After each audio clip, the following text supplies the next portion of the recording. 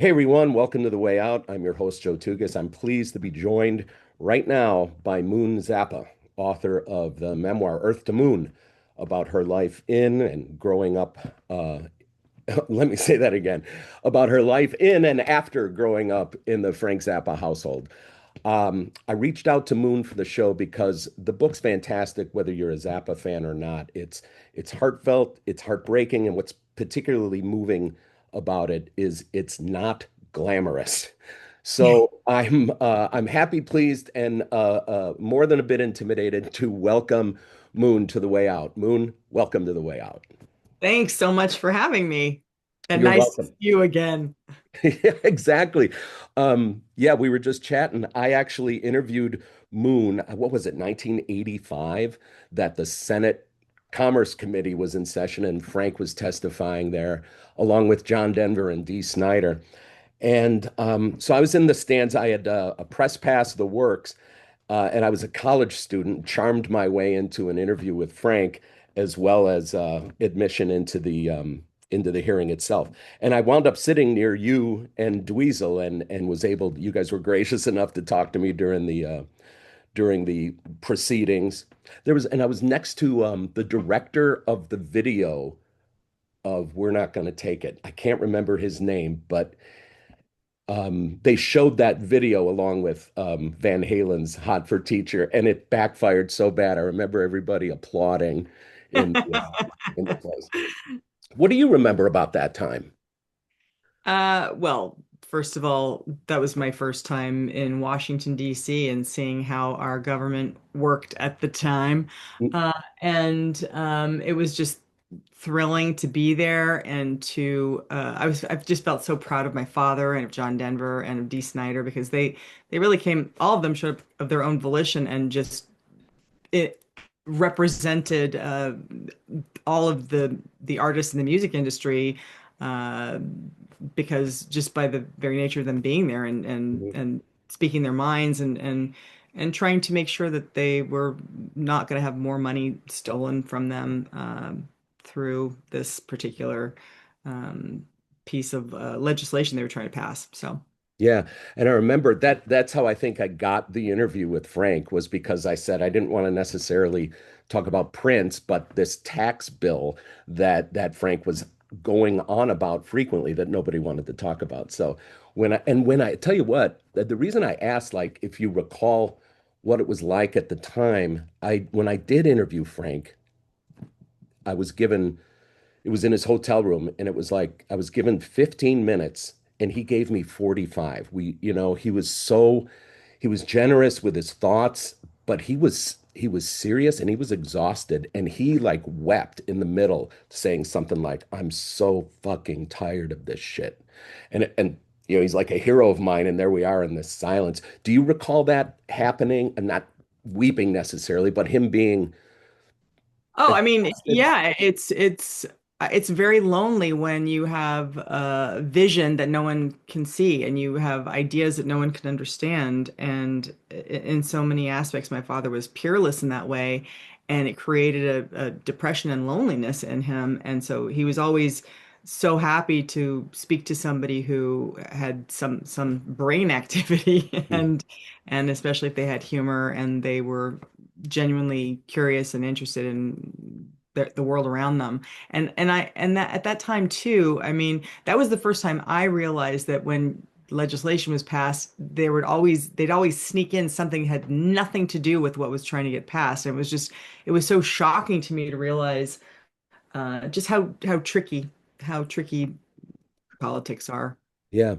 And I remember I knew he took the interview seriously because he called me back at my house in Minnesota, several days later. And he said, "Joe, it's Frank Zappa." I said, "What? Yeah." And he said, "Remember when I said that this bill is a windfall profit tax?" And I'm like, "Yeah." He goes, "What I meant to say was it creates a windfall profit tax." I'm like, "Oh." That little distinction. And he said, "And you know what, that the money's not going to undiscovered artists." And I still use this line all the time. He goes, "It's going for cocaine and Lear jets." Classic him. Yeah. Oh, Yeah. it was wonderful. So anyway, just to sort of establish that we've met before. And if I find those cassettes, I'll send you sound clips or something. So the book's in paperback now. Yeah. And how did it go the first round? I guess I want to ask how that felt for you publishing that and talking about it in interviews and such, about such a chaotic and painful past. What did you hope publishing the book would do, and did it do it? Well, I set out to explore the idea, is genius worth the collateral damage to the family? And so that was kind of the skeleton I was hanging on to through the writing process. And I did not realize how traumatizing it would be to go back and revisit these moments in time. I mean, I kept journals since I was five, and I had been looping on several events that I was just unable to put to rest or make sense of or really metabolize. And so writing the book was a way to just at least set those situations down. And I guess my goal or my hope was uh, that people who could relate would not feel so alone, that they'd have language for the events in their lives that they couldn't quite name or articulate. And because there was so many movies and books and films and dance performances that really saved my life. And I didn't have, as many of us don't, the kind of continuous support where somebody just has your back no matter what. And so I still to this day cannot watch award shows where people are thanking their families or their spouses or whatever. I'm just like, I'll flip a table over this. I am so envious of Yeah. that kind of stability and that kind of support. I've had to build that for myself from the ground up. And again, I just wanted to share that experience in case there's anybody else who's also building that from the ground up. Yeah. Because To answer the other part of your question, though, in terms of like the process of finishing it, when I was out in the world, I hadn't anticipated the how people would just chat so casually about some of the worst experiences of my life, and some of the best too. But so, and I had anticipated having the experience be like unclogging a drain and then just feeling this tremendous sense of relief. But in fact, on the other side of it, I still feel like a shaky Impala going, okay, now the past can actually remain in the past, and I can start to live the life that I didn't have access to, trying to be in that family, supporting my father's creativity. I never got to my own in that home. what's an example of when you say that, people chatting so casually about something so painful? Like, I mean, just so many of the just the I felt so neglected by my father and so bullied by my mother. And so to revisit again those events, it stirred the cauldron. yeah. And of course I understand that uh, people can't give from an empty well. If they had something to give, they would have given it, and they gave what they could give, and on and on. I understand that Mhm. as a grown human. But I really talked about what that was like as a kid and not understanding why things just didn't seem right to me, and how come everyone was going along with certain things that just didn't make sense. Yeah, and about that, as one writer to another, just bravo on the different perspectives you take on, first from a kid and in kind of kid language, then as a teen, and then as an adult. It's really a good, if not great, book. And it's Thank anything you so but. much. I when I had read Melissa Banks' book, I can't remember the name of it right now, but it was her, I think it was her debut book, and she undertook that challenge as well, and it just stuck with me. And when I was first asked to write a book, I mean, I've been asked growing up my whole life, write this book, and I always thought it was Gail's story to write. And when she died, I thought, well, I guess I do have a few things to say. Mm. And at first, I thought, well, I could have have this book be hung together with all the beds that we ever had. We always got the latest cutting edge bed, and then I thought, oh, it could be um, concert dates or information about the moon, or I was trying so many different things out, but I did have it in my mind that it would be fun to try to write it this way. I knew I could also just write it as essays, but I have a literary sense. Yeah. Well, it's super effective. And when you start reading it, I'm like, oh, she's talking in, child speak in a sense, but pretty soon you don't even notice. It's like it's so heartfelt and heartbreaking and such. As a fan, for decades and a follower, like I was mentioned, I ate that up and really appreciated the details in there. Like for instance, I'd bought in my time a fair share of stuff from Barfco Swill, right? And 818 Pumpkin and calling in. And I had this image of organized and orderly warehouse of stuff and people with headphones taking orders. And you describe like living rooms full of crap all over the place. I mean, that was that was something. And I think it was along those lines in terms of perception. And I think it was Valley Girl that maybe first took media attention to the family versus just Frank, And again, my perception was that this is the ideal family. There's creativity all over the place. This they are together. They're unconventional yet so well put together. Was there strategy to that? Did you guys have like a huddle and say this is how we got to present ourselves, or was that a lucky accident? Or because you obviously in the book show that wow, you know that's not the case. But man, it made a nice impression from talk shows to MTV to the works.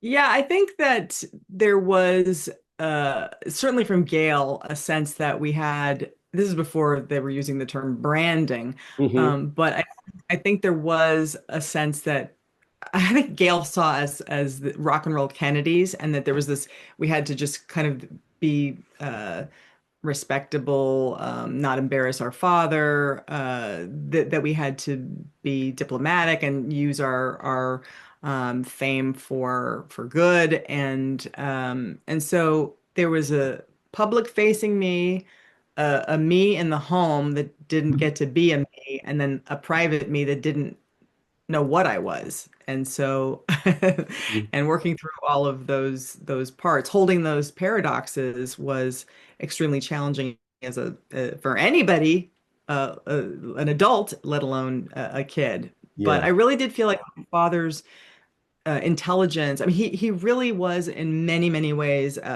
like an enlightened master. And so uh, a lot of that rubbed off on, I think, all of us. And and as for the flaws, everybody's got them, but he was really, really committed to belonging to the world. Hmm.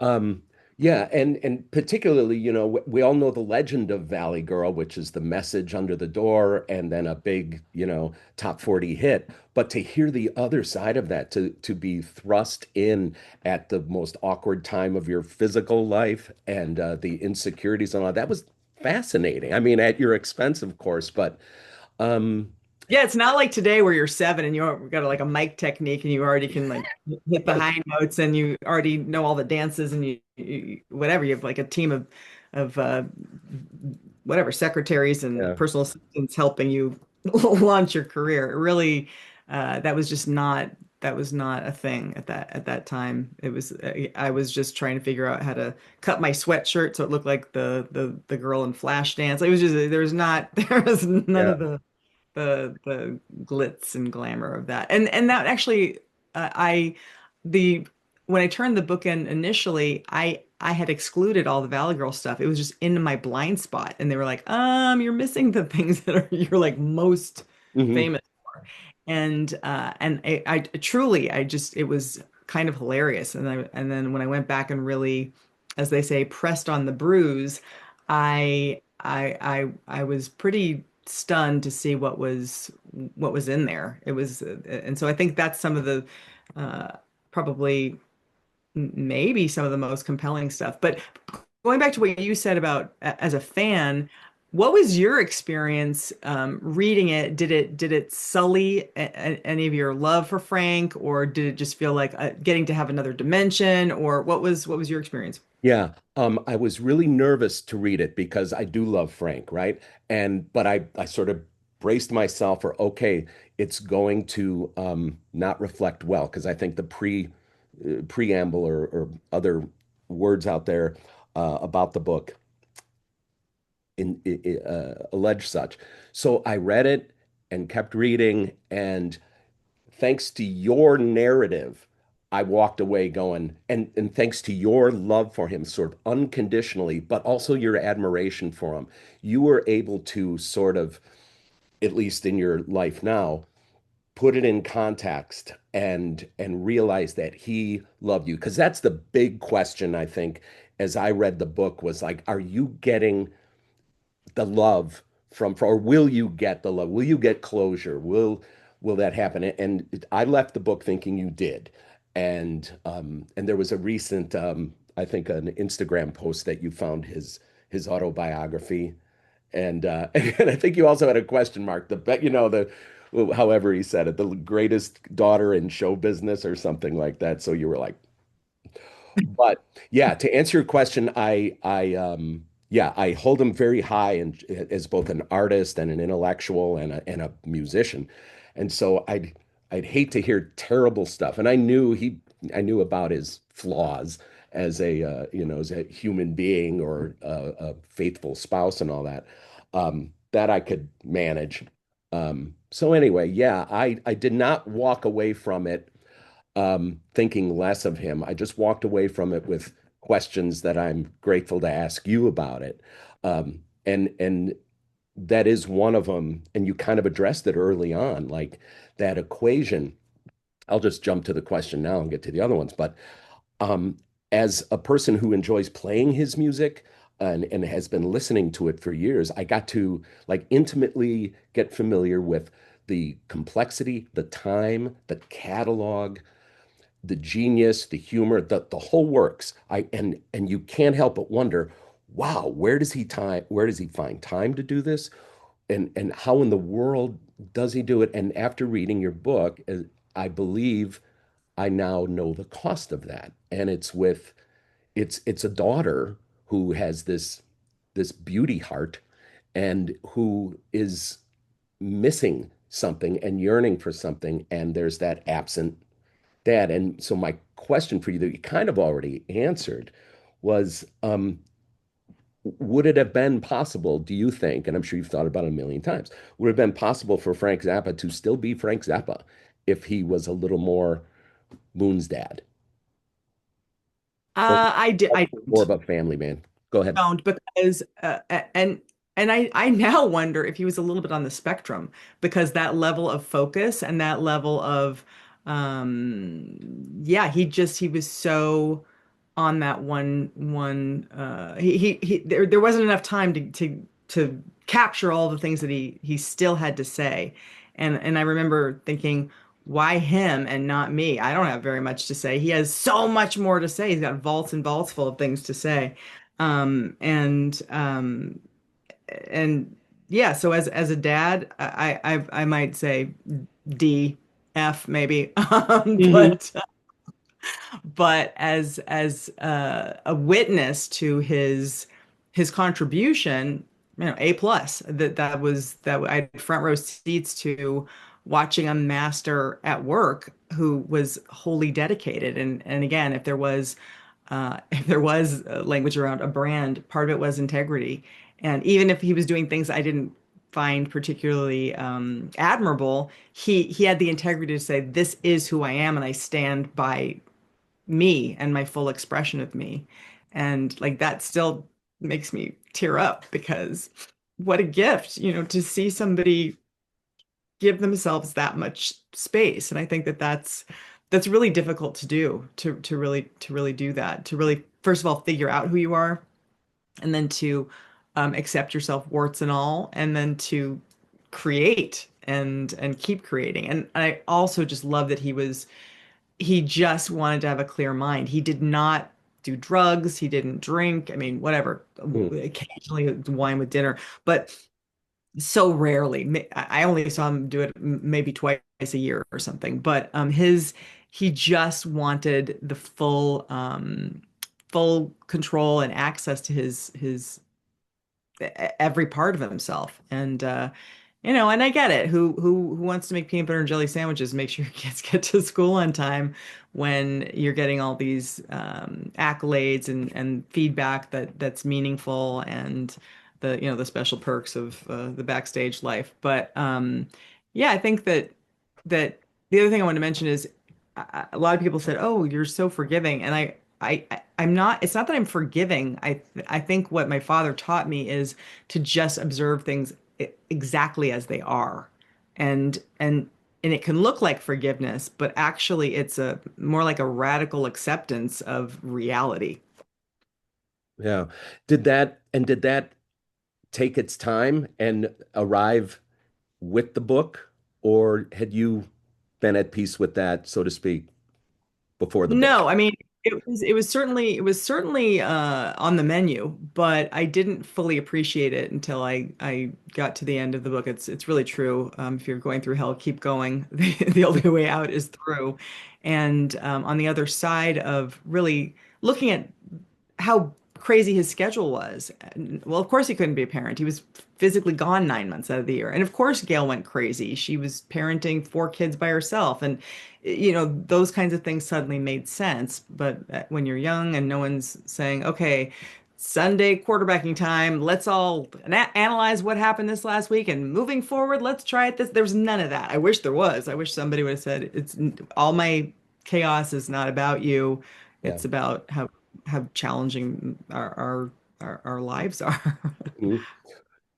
One of the details that I didn't necessarily get from the book were like specific songs, and I'm wondering if there are specific songs of Frank's that remind you of like the best of times in the family, and similarly songs that you don't want to hear anymore because it reminds you of something, dark.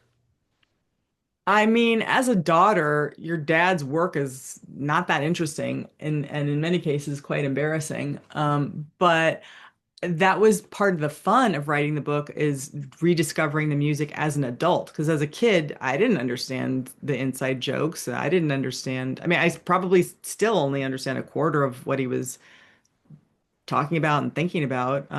And so it's been, and I love hearing what the fans love, because then I get another insight that maybe I didn't get, because maybe a fan was an adult at that time, or maybe a fan just I don't know, there's that they just obsess and listen to it over and over again, and they can recite the lines, and I can hear the poetry of the songs, and yeah, so it's honestly it's a discovery time. Of course, like Sleep Dirt was one of my favorites. That was very soothing song to me, still is.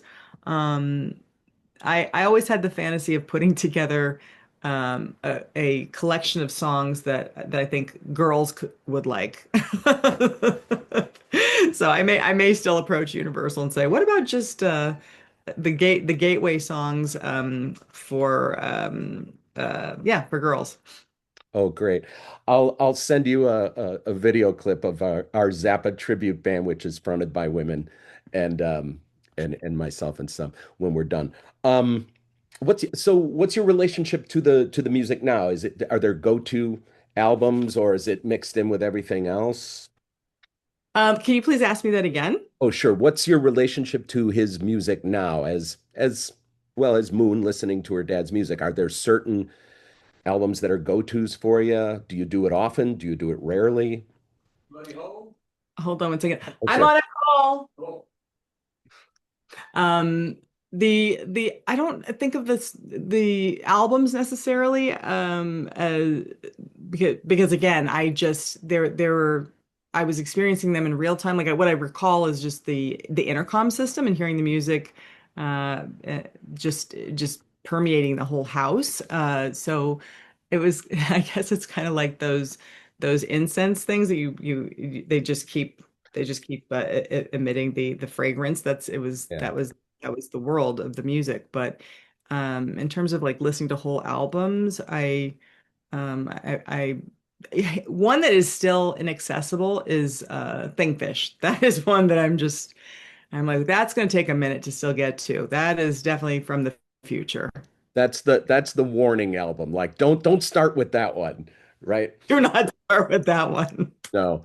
Um, What's your favorite album in its entirety? That's a really good question. I think Roxy and Elsewhere has become my go-to only because we were learning Village of the Sun segueing into Echidna's Arf. And that's such a challenge, that second one. And that's sort of what, I'm like, wow.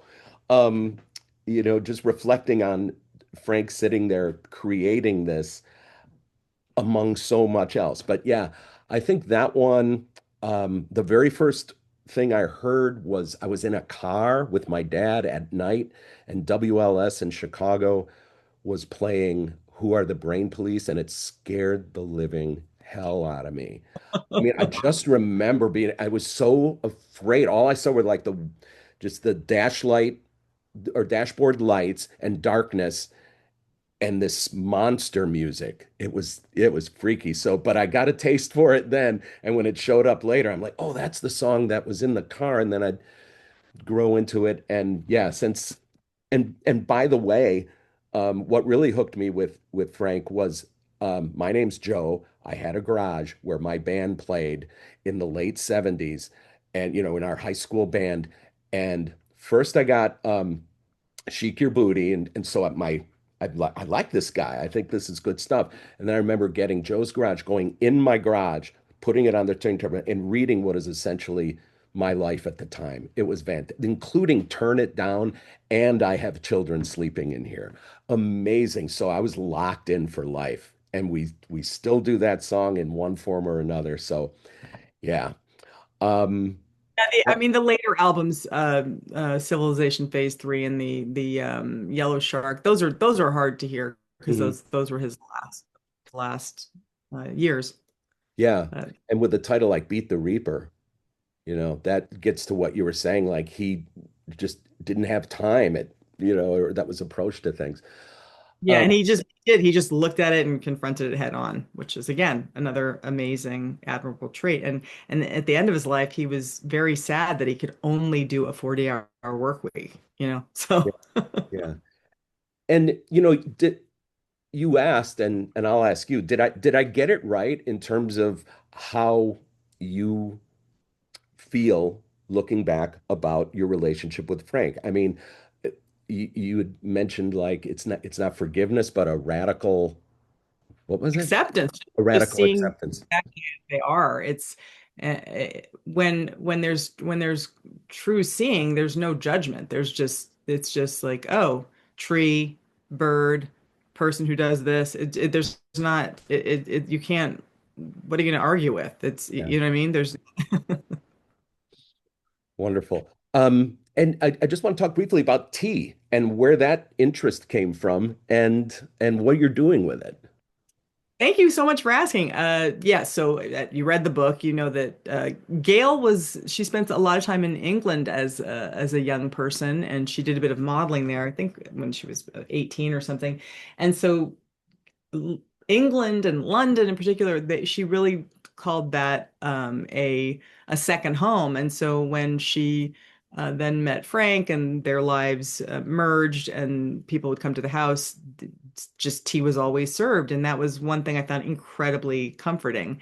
And so tea has always been in my life. And then it really became more interesting when Frank was spending all this time in Germany for the the rehearsals for Yellow Shark, and I had met somebody who was German. I was going out with him for a while, and in Frankfurt of all places, there were just these little tea shops, and so you I could go in there and try a Darjeeling first flush, and I could they had tea shops the way they have coffee shops, and you just stand at a counter, have a cup of tea, and then carry on. So, but just it's just always been there as an interest, and so when COVID happened, I moved myself and my kid to Taos, New Mexico, and there was a little tea shop there, and I just followed my gut. I marched in there and I said, "Would you ever consider doing a boutique line within your framework?" And she said, "Yes." And so I told her these are the kinds of teas that I'd like to do, these blends. One is a smoky Earl Grey with rose petals, and one is a what I call Laurel Canyon chai.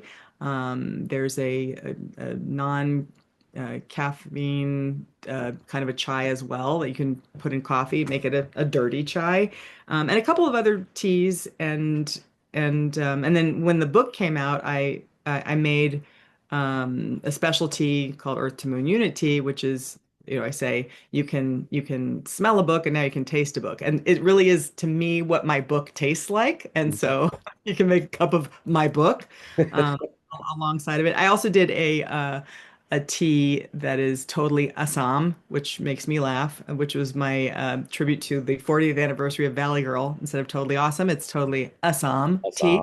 yeah.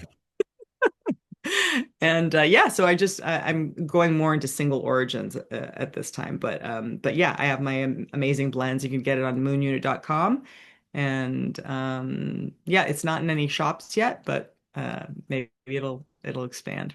Down the line. Listen, thank you so much. It's what a delight and a pleasure to meet you, talk to you again, but this time for a little longer than a Senate committee hearing. Um, one last question. Do you have that we're going to fill the rest of this hour out with Zappa music? Any Oh, requests? great. Oh, that's so tricky. Zombie Wolf?